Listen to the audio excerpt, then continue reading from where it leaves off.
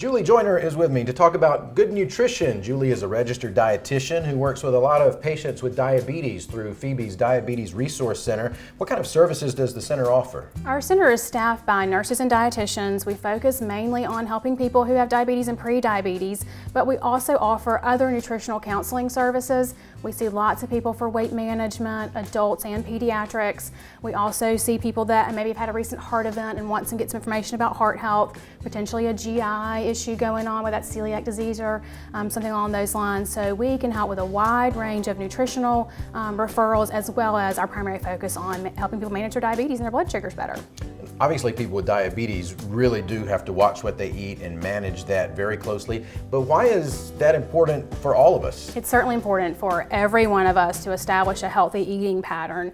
So many of us have those quick foods that we grab on the go, and we don't always make the smartest food choices. So establishing a healthy habits early on and then continuing through the lifespan is crucial for avoiding some of those diseases like high cholesterol, high blood pressure, the diabetes, and even some cancers.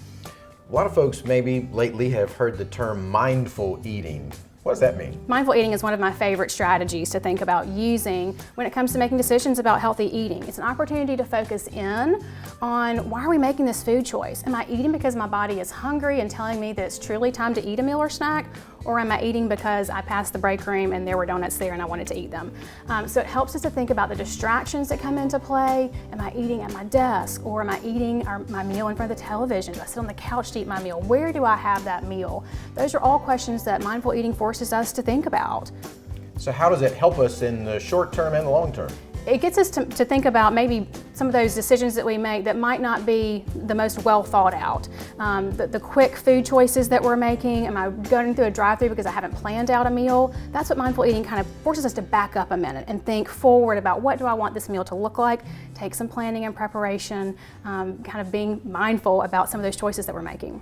So what is the one best piece of good nutritional advice you could give? I would say think about a plate. We call it the plate method, where half of our plate comes from non-starchy vegetables, a quarter of the plate comes from a lean protein choice, and the other quarter of our plate comes from a high fiber starch choice or carbohydrate choice. We have kind of demonized carbohydrates in current diet culture, and a high fiber and sometimes higher protein carbohydrate choice can be a very beneficial part, not only for somebody with diabetes, but for lots of different health conditions going on.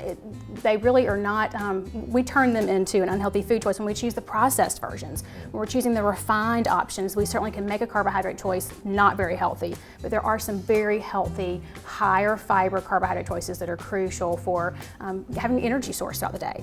So give me some cool or interesting tips that maybe people either don't know or just don't think about. One is to provide some flavor. I hear all the time, this boring chicken, I've had enough of boring chicken, I need some variety. So using spices and herbs to add some flavor to foods. There are so many different ways to influence our foods from other cultures that have different seasonings than what we typically use here in the South. So doing a little experimentation in the kitchen, looking up some new recipes. There's some great websites that have some recipes available. So adding spice to it is one of them. Another is to really limit what are our drinks.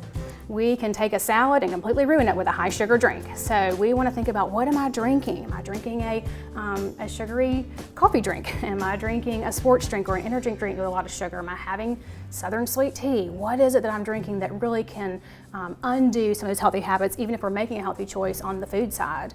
So another one is to look at the health claims on the front of a package. Just because something says gluten-free does not necessarily make it a healthy food choice for me. It can still be a refined food depending on what it is. So flip that label over, look at the back of the package. Don't be deceived by some of the front of package labeling. I get a lot of that questions about, this food is healthy because it had this label on the front. And I always say, flip it over, let's see what's truly in there. Let's read the ingredient list. Let's look at the nutrition facts to make that decision. And another is our shopping habits.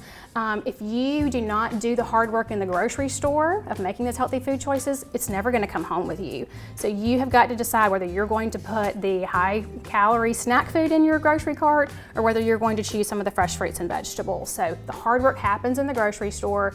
Having those things on hand when I get home, I have those snacks available, or I can take those snacks to work with me, or those meal choices to work with me. Doing some preparation up front makes a really big difference in terms of setting ourselves up for healthy eating throughout the week. Julie, you have inspired me to think more about what I eat, so I'm ready to go home and take this and have some Have some healthy vegetables. meals. Thank you, Julie. Thank you.